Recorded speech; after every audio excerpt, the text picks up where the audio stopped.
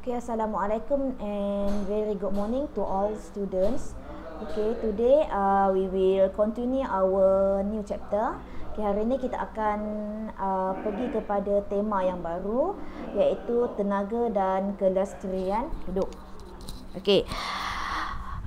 Pada kelas hari ini, okay, dalam tema ini, okay, so di dalam tema ini kamu memerlukan kemahiran kamu untuk mengira, calculation.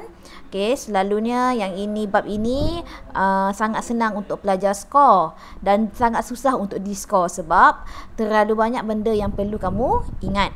Okay, so kita pergi kepada dalam tema 4, tenaga dan kelestarian hidup. Okay, dia terdapat, okay, pertama sekali bab 11, okay, daya dan gerakan. Okay, bab ini yang kita akan belajar untuk hari ini. Okay, daya dan gerakan. So, kita tengok dulu apakah yang akan kamu belajar dalam chapter ini. Okay, dalam chapter ini terdapat 4 subtopik, iaitu yang pertama, gerakan linear, graf gerakan linear, percitan graviti dan jatuh bebas, jisim dan inersia. So, kita pergi kepada yang pertama. Hari ini kita akan belajar mengenai gerakan linear.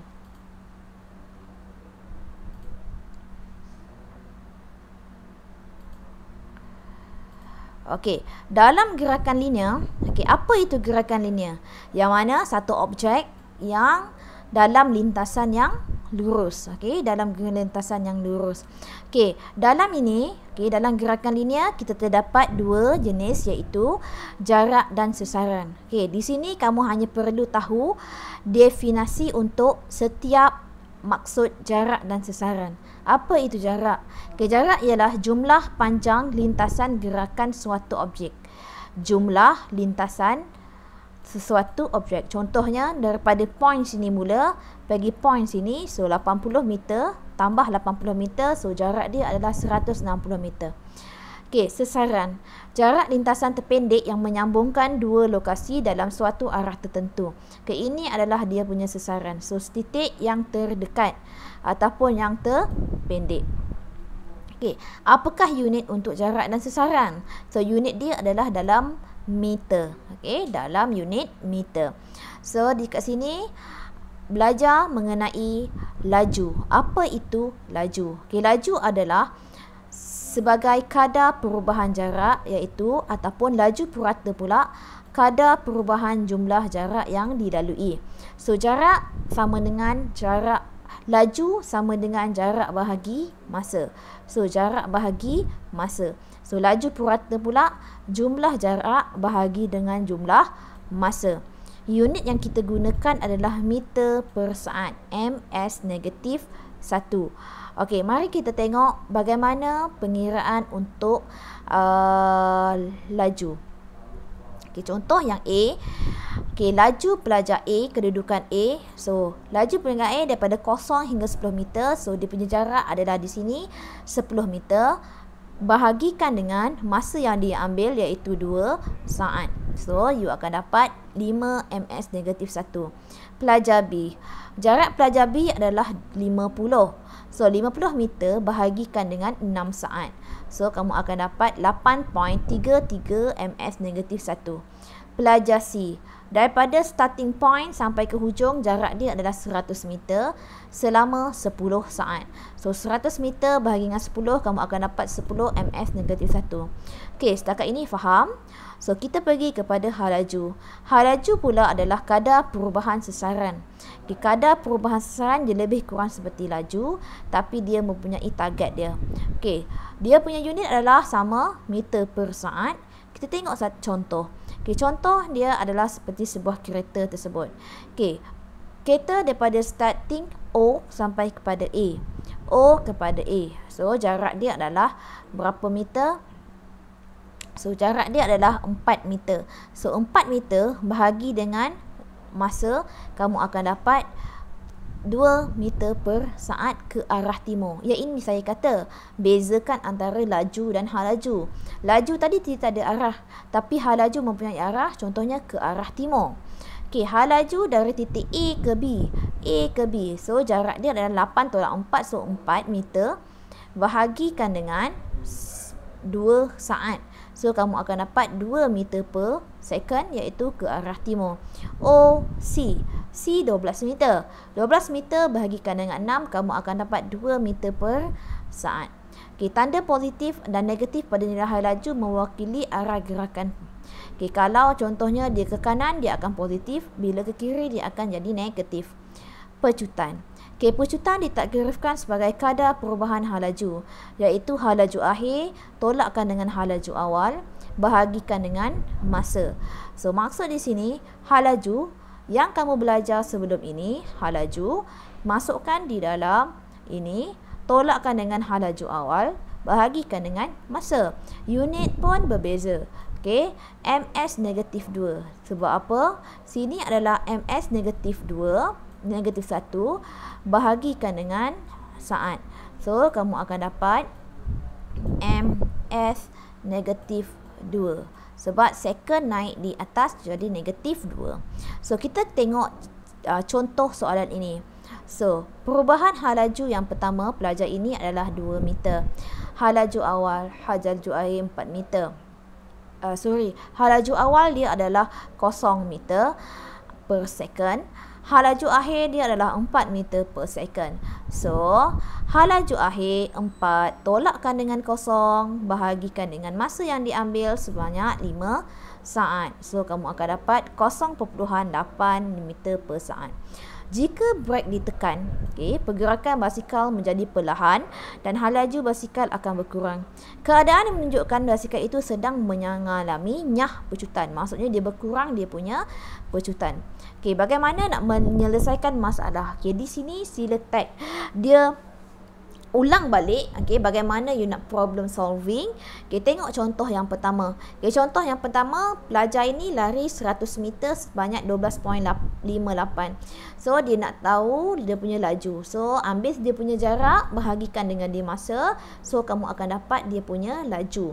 So, contohnya ini pula. Okay, yang ini dia kata sebuah kereta bergerak dari titik A ke titik B. Okay, jarak dia adalah 800 meter dalam masa 65 saat. Kemudian dia patah balik ke titik B ke titik C. Dari titik B dia pergi titik C. Jarak 350 meter. So, dalam masa 30 saat. So, yang A. Berapakah laju kereta itu pada titik B? So, A ke B dia ambil masa 800, jarak dia adalah 800 meter selama 65 saat. So, sebab itu kamu bahagi sahaja, kamu akan dapat laju kereta. Kemudian sesaran, jumlah sesaran yang dilaluinya. Sesaran tu apa? Jumlah jarak dia kan. So, panjang ini kepada panjang ini tadi 800 meter. Sebab dipatah balik, kamu tolakkan dengan 350 meter, kamu akan dapat 450 meter, the shortest distance. Okay, C, berapakah hal laju kereta itu? So, hal laju kereta itu sesaran. Sesaran kamu mana dapat? Yang di atas tadi. So, sesaran dia bahagikan dengan masa.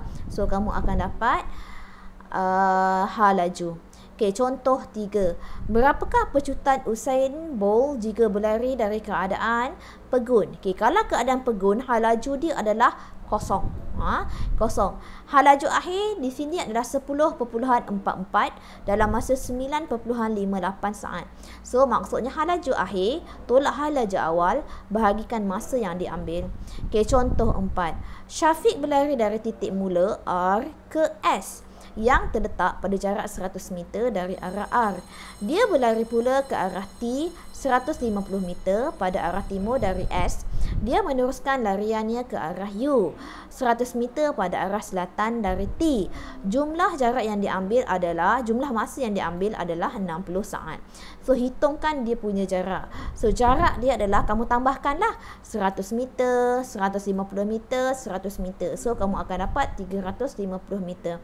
So, laju purata. Laju purata, berapa jumlah jarak kamu bahagikan dengan masa yang diambil, iaitu 60 saat. So, bahagikan 350 meter bahagi 60 saat, kamu akan dapat 5.83 meter per saat. C, sesaran.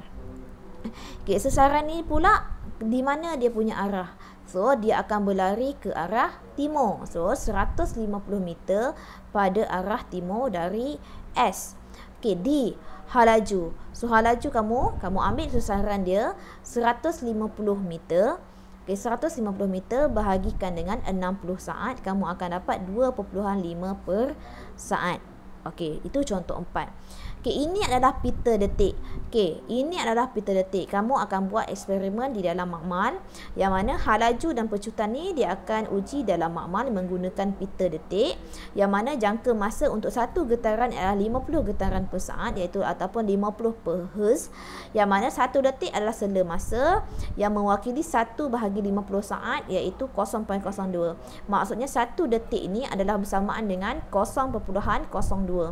So, soalan, halaju untuk pita detik ni. So, tadi kamu dah belajar, satu ini adalah 0.02 saat. So, ada berapa detik? 1, 2, 3, 4, 5. So, ada 5 detik. So, masa yang diambil adalah 5 kali dengan 0.02, 0.1. Cikgu, mana dapat 0.2? Yang ini ya. Daripada sini. 100 bahagi dengan 50. So, kamu akan dapat 0.02. So, panjang pita detik dia dah bagi 10 cm. So, ini adalah kamu punya sasaran. 10 bahagikan dengan 0.1. Okey. 10 bahagi dengan 0.1, kamu akan dapat 100 cm per saat. Okey, ini adalah eksperimen yang akan kamu buat nanti. Okey.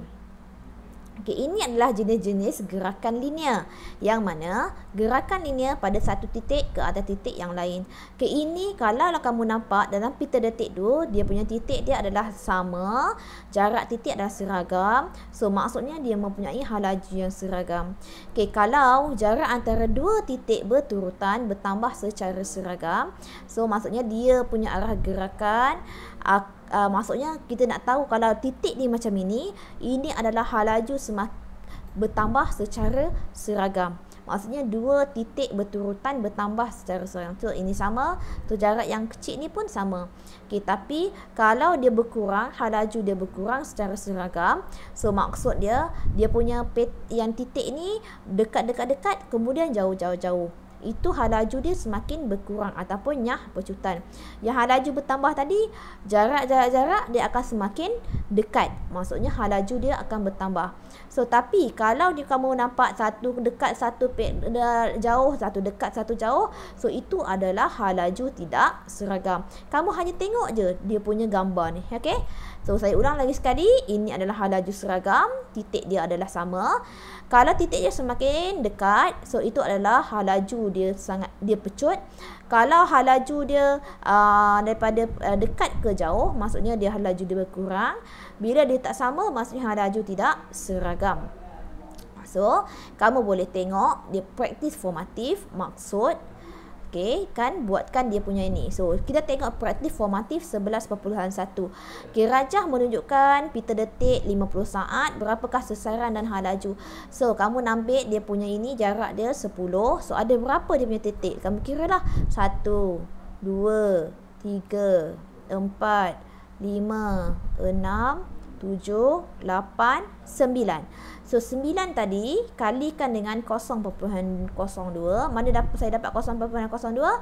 Daripada 1 bahagi dengan 50. Yang ini jumlah nanti 10 bahagikan dengan yang ini. Okey. So, kamu akan dapat dia punya halaju. Okey, sasaran. Okey, so sampai itu sahaja. Okey, kita bertemu lagi sekali. Okey, thank you.